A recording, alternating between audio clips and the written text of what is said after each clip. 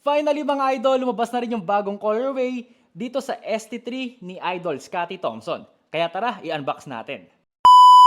Tulad nga na itong ST2 at ST3, yung bagong colorway para sa ST3 mga idol is very limited lang din. Kaya naman swerte nakakuha tayo. Kaya naman excited na akong ipakita sa inyo to.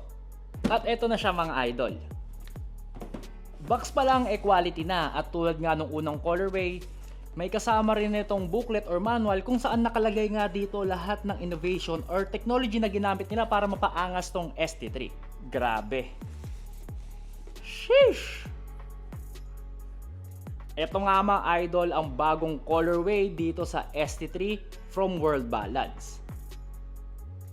Actually, hindi ko pa alam yung official name nito, pero hayaan nyo muna akong tawagin itong Lights Out.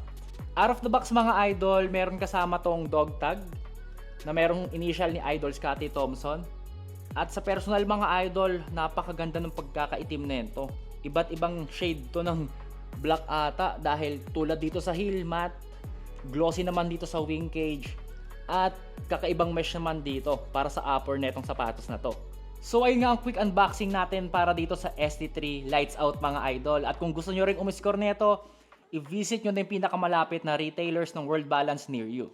At kung malayo naman sa inyo yung shop ng World Balance, you can go sa kanilang official website na www.worldbalance.com.ph.